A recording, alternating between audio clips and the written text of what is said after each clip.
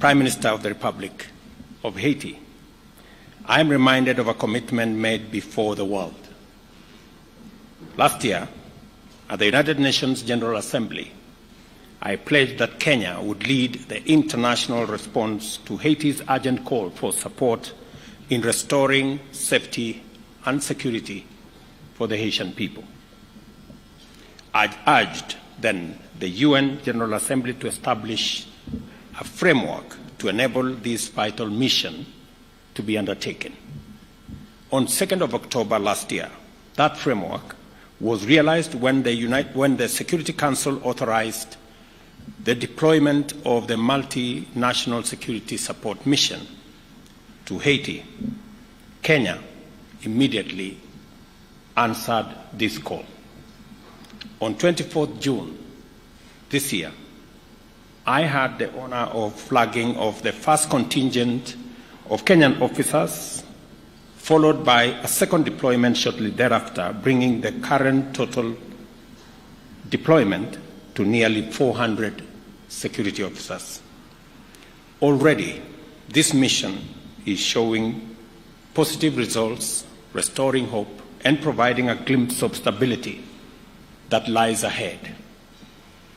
Our meeting today marks a significant step as we reaffirm our commitment to peace, progress, and partnership. I am pleased to announce that an additional 600 Kenyan police officers are completing their pre-deployment training and will be ready for duty next month. Our officers are working closely with the Haitian National Police to restore order, protect critical infrastructure, and create safe spaces where Haitians can thrive. In collaboration, they have already recaptured key sites: the General Hospital, the National Palace, and other critical infrastructure. This process stands stark in contrast to the uncertainty that once prevailed around any meaningful deployment in Haiti. I commend the demonstrated professionalism of the MSS and urge them to remain steadfast in discharging their responsibilities. The conduct of MSS is a testament to the integrity of Kenya's security deployment within the country and around the world, which I am certain is one of the reasons Kenya was yesterday elected to serve at the UN Human Rights Council for the period 2025 to 2027. When I visited the Multinational Security Support Mission in Port-au-Prince on September 21st this year, the commander and his Haitian counterpart spoke of the positive momentum that has weakened the stronghold of gangs over the country and generated optimism for better days ahead in Haiti. Today, with Prime Minister, we discussed ways to sustain and build on this momentum, and this is the battle that we can win if our friends stand resolute in solidarity with Haiti. The conversation I've had this morning with Prime Minister Cornell paints a brighter future, because between me and him and our security people, we believe the situation in Haiti is winnable. And we are asking the international community to match their commitment, their pledges, with the necessary action for us to be able to complete the task ahead of us. Kenya and Haiti, therefore, stand united in calling on the international community to urgently rally behind this mission. And the operation word here is urgently. We have a window of success that is evident from the operations that have been carried out already. And without wasting time, when resources are made available, there will be demonstrable progress on securing critical infrastructure, critical spaces for people to return to their homes.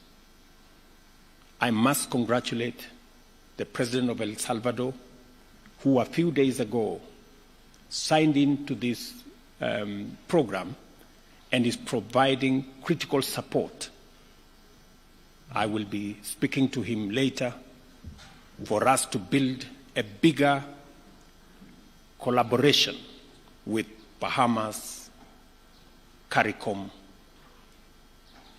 Canada, and of course the US in driving this multinational security support mission towards the intended mission that we all set out to achieve.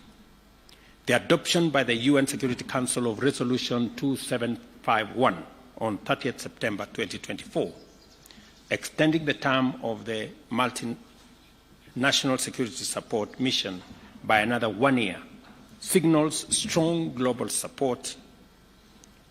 But however, words and pledges must be merged by concrete action.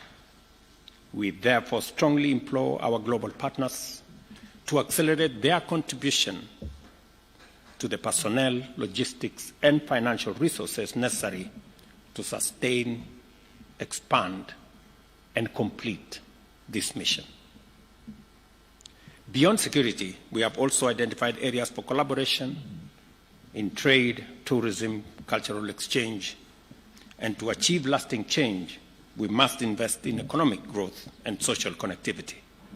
This is why Prime Minister Cornell and I discussed concrete steps to enhance trade and boost investment between our two nations.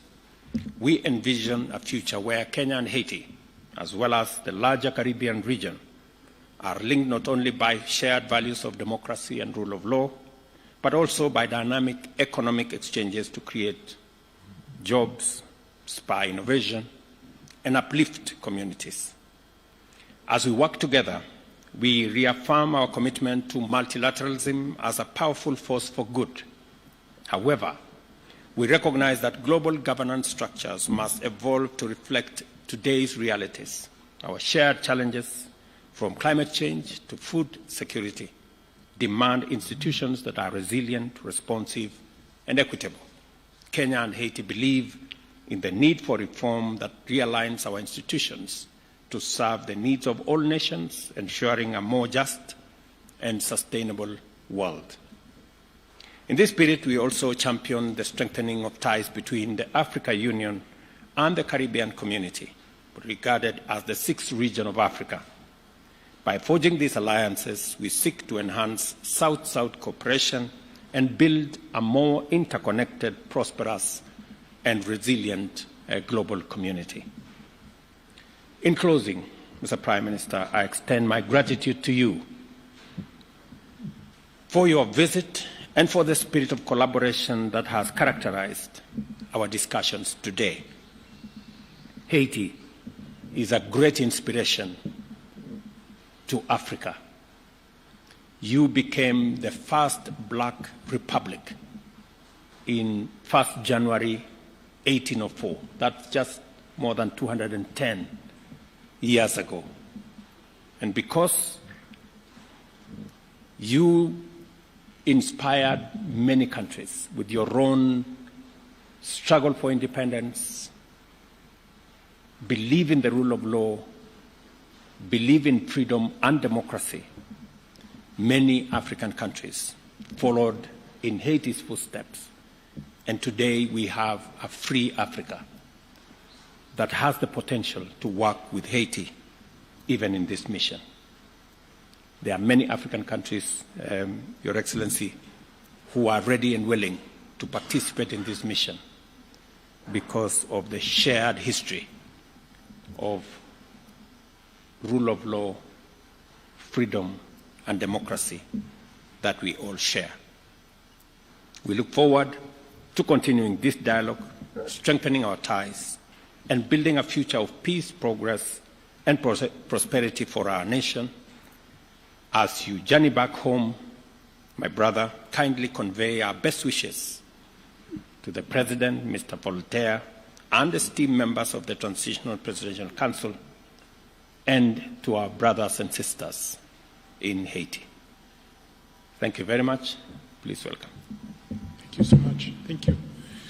Thank you, Mr. President. Let me first start by thanking you for hosting us. It feels so nice to be back in Nairobi, a city that I consider almost a second home, having been here so many times before.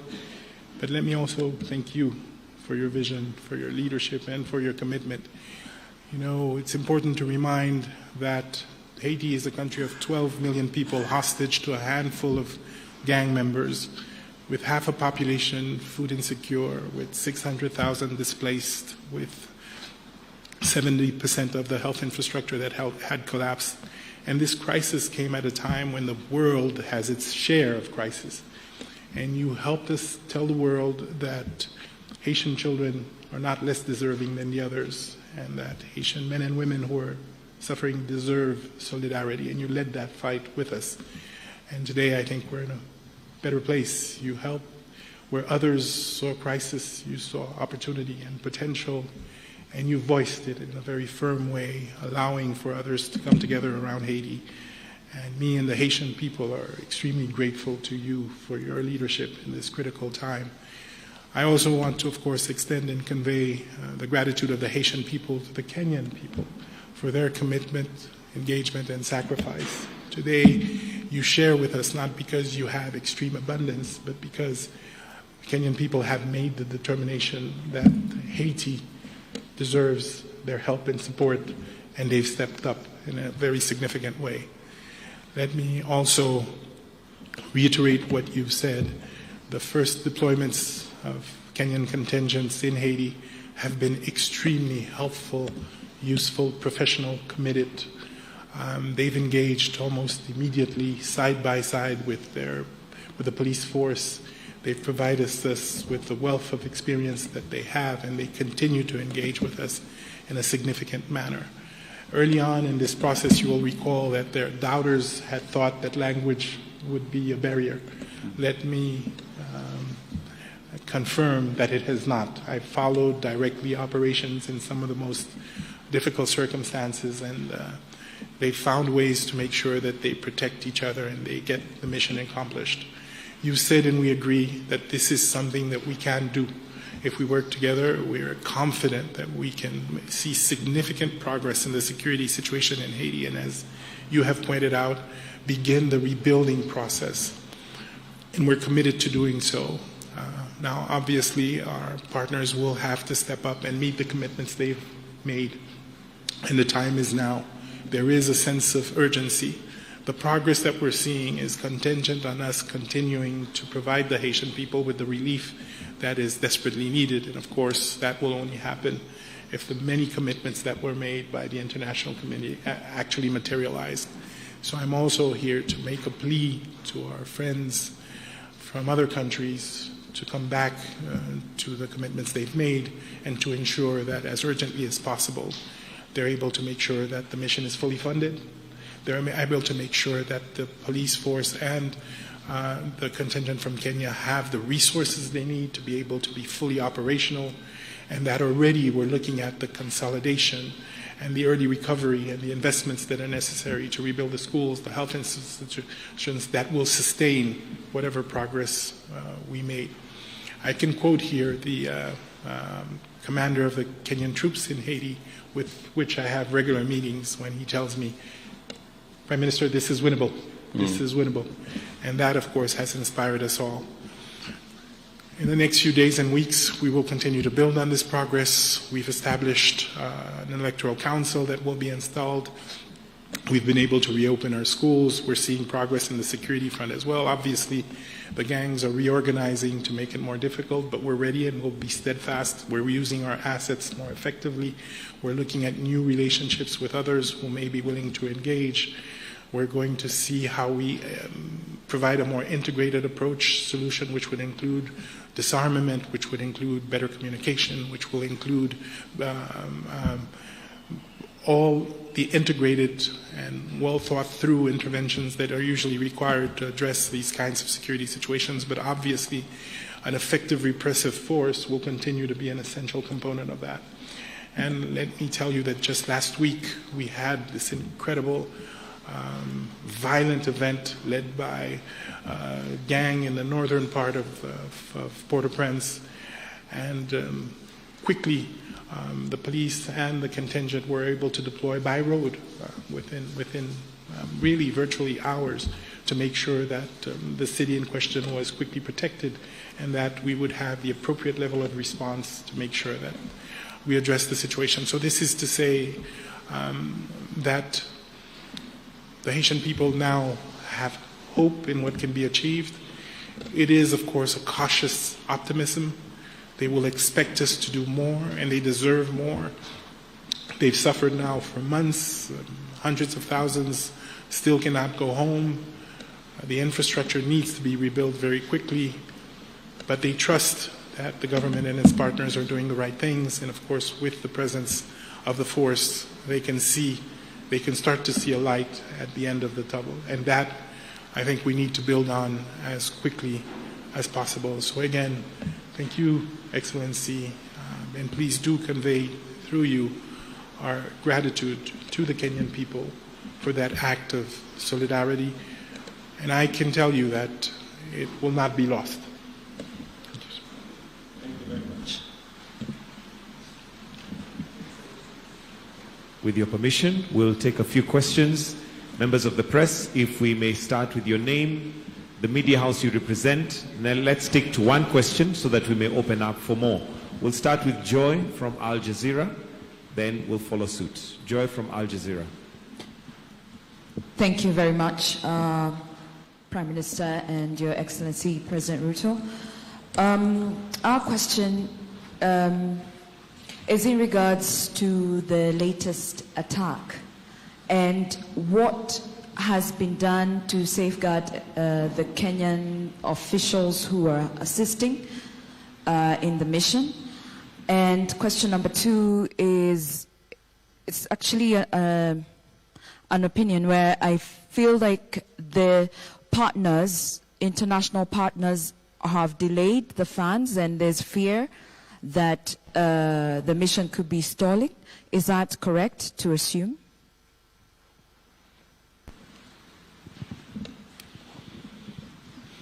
I think I'll allow, okay, do we take another question? Okay. Thank you very much, Rose Buchanan from AFP. So alongside the 600 further officers, will Kenya or members of the international community be supplying additional or improved equipment for the force already present in Haiti?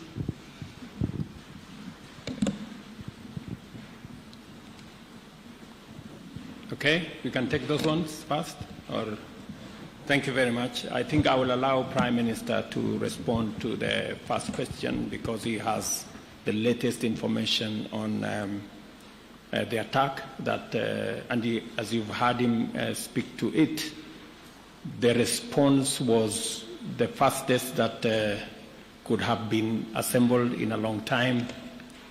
As we talk, both the Haitian police, who are doing a wonderful job, alongside our multinational security support mission of officers from Kenya, are already in that region. I'm informed that it's a region 2 hours drive from Port-au-Prince, a region that for a very long time has been held hostage by criminals and gangs. But today we have a foothold and a footprint of both the Asian police and the Kenyan contingent in that place. As to your question as to what is being done, I think everything is being done to make sure that we minimize casualties of both our security men and civilians, even as we deal with the criminals. And on the question from FP on what additional is being done.